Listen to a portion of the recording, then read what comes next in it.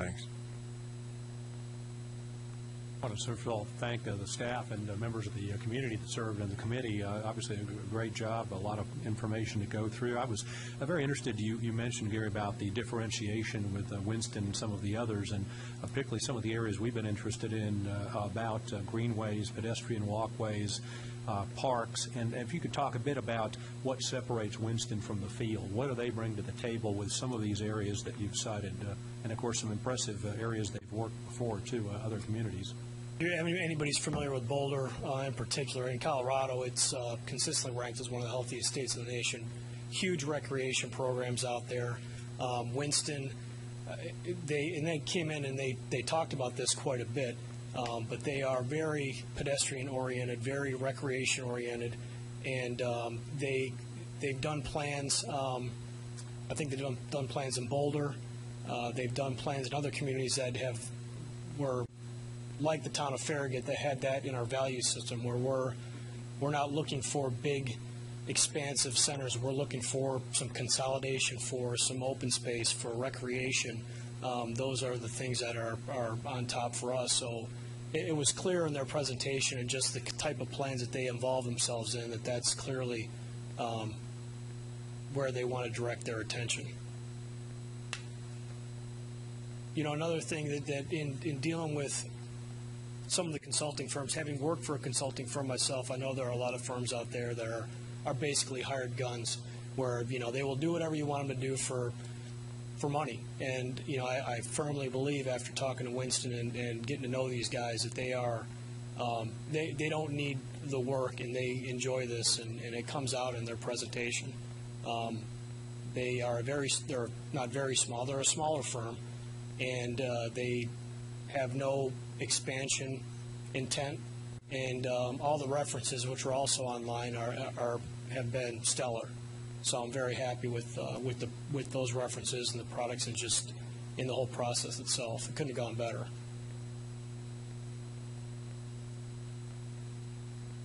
So what's our overall objective? What do we expect to come away from this experience with? Our overall objective is to have a viable, not sit on the shelf, comprehensive land use plan, which is going to dictate how the town grows, and basically give us a policy for how it develops over the next 5 to 10 years. Part of the land use plan, in my mind, which is the crux of the whole plan, is a future land use map. You need to have that map, which is basically it's not a policy. It has no legislative authority. However, it is a pretty strong guide that, once adopted, we have to follow, unless there are extenuating circumstances or we amend the plan. But we don't have a future land use map currently. So I think that probably creates a lot of confusion, and probably creates a lot of the consternation that we have with the development process. I think once we have that plan in place, it is a tool for us to use. It's a tool for the development community to use, and it's published, it's out there, and it's a clear guide on how we want the town to develop.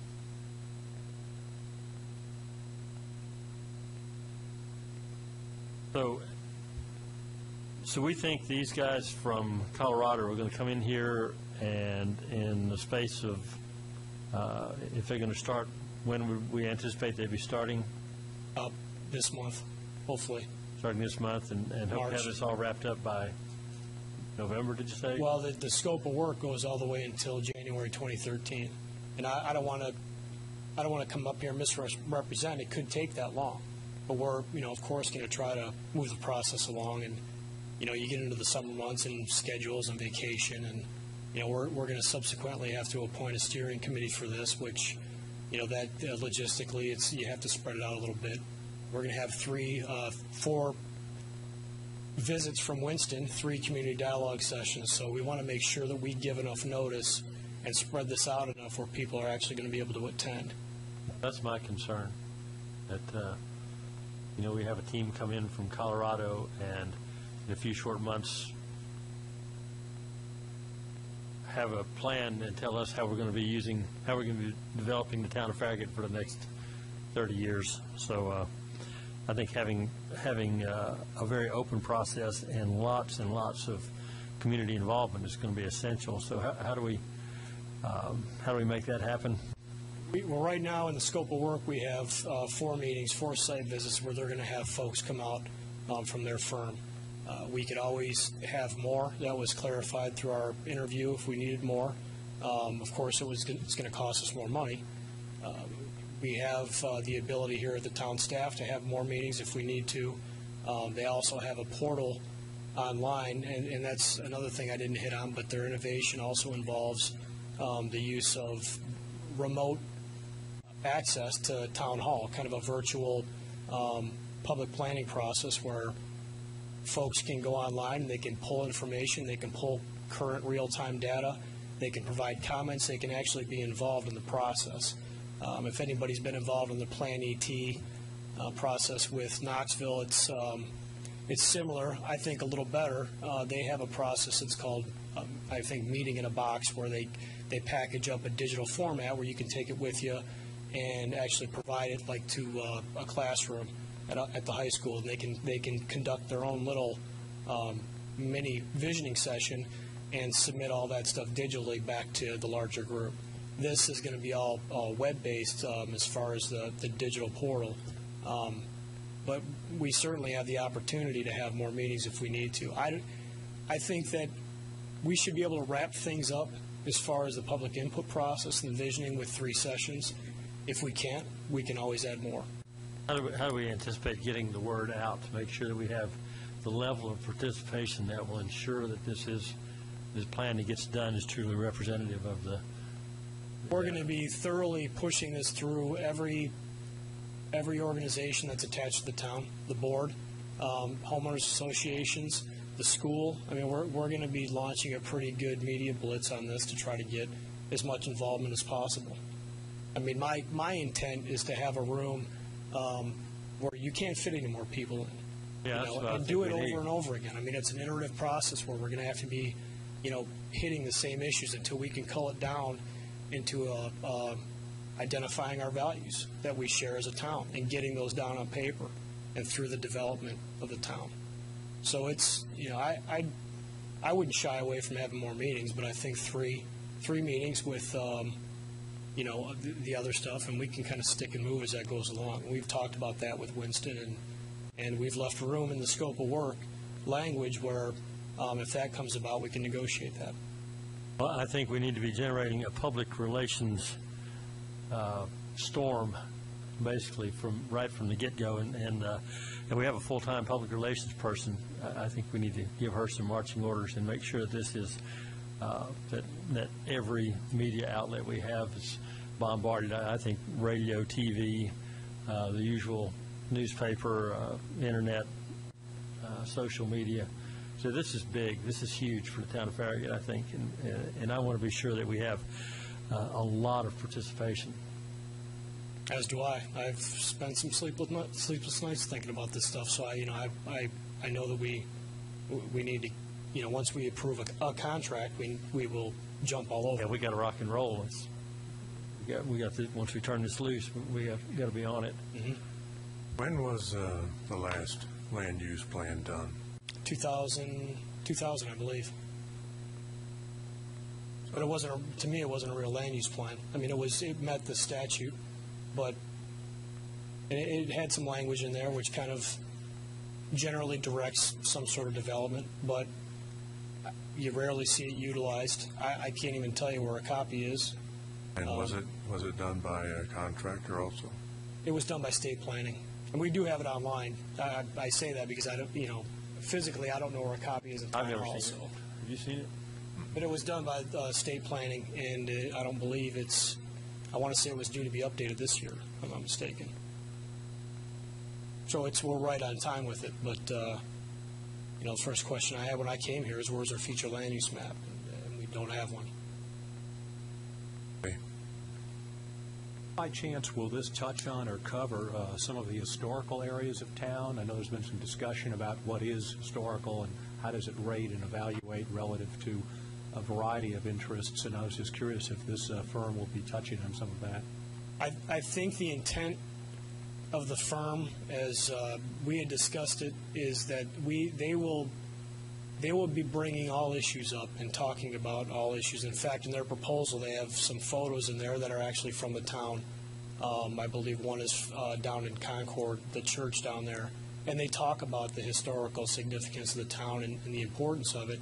One of their sub-consultants, Winter and Company, I believe, that's his specialty, is historic preservation, historic planning, and I think they bring a good combination of skills with Winston.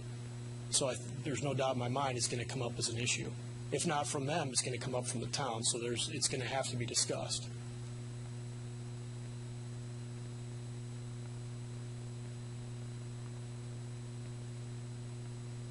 Oh, this is up for approval, right? So, Sir. I will ask a question. Alderman Markley, I agree with everything he brought up. Just going real briefly through this attachment A, the scope of work. They talk about site visit 1, 2, 3, and 4, and I went over this very quickly. You made the comment, that we could add another meeting if need be. Sir. Would that be an additional cost or not? I actually talked to Jeff Winston, the principal, about that specific issue, and it would be the cost of travel. Okay. And I read the definition of these 4 visits, unless I'm reading them incorrectly, every one of them says talking to town staff and the steering committee. Is the steering committee considered the public, or are there other site visits? How do we, the information from the public that everybody has talked about gathering, where does that come in here? Is that something just you as town staff take care of? It's going to be in concert with town staff. The Winston Associates and Winter and Company will be the facilitators. We will be the support element of that whole process. And if you look under the numbered items, you'll see the Community Dialogue 1 and then Community Dialogue 2. And the actual meetings with town staff are going to be the follow-up tools. I wrote the scope of work. So it's not I don't have this as a narrative, but these are elements that I want to use as a basic framework for what we're going to do. And if you read the first paragraph, the first thing that we're going to do is get this scope of work and schedule and logistics hammered out. And the whole reason we do a request for qualifications instead of an RFP is to make sure that we're getting the most qualified firm based on qualifications, almost solely. Of course, cost has a lot to do with it in the end, but we want to make sure that we're getting a company that we're comfortable negotiating sometimes on the fly, because you can't really see what's going to be down the road for us in the process. So as I wrote out the scope of work and went back and forth with Winston, I wanted to make sure I captured the basic elements that we're going to need to have a complete plan. But the community dialogue and the follow with town staff and the steering committee, who, by the way, will have to be made up of either, my recommendation is to make it up with have the chairman of the FMPC appointed, and either have 3 members of the Planning Commission and a couple of appointed community members, have it 5 members of the Planning Commission, but that steering committee will have to be appointed, chartered, and commissioned through the Planning Commission from beginning to end. And it's going to be a daunting task for them, because it's going to take a lot of time, but it's necessary for us to have kind of that separation between the facilitator, which is going to be Winston, and their subcontractors, the town staff, and then the steering committee would act as a liaison and kind of the point for the board and for the rest of the Planning Commission. So I know the scope of work. If you run through it, it could be 30 pages long if I wrote it in a narrative, but I wanted to hit main items. And you have to kind of go into this with a little bit of faith that the process you went through is, produced a very qualified candidate. And I think in this case it did. And I feel very comfortable with it.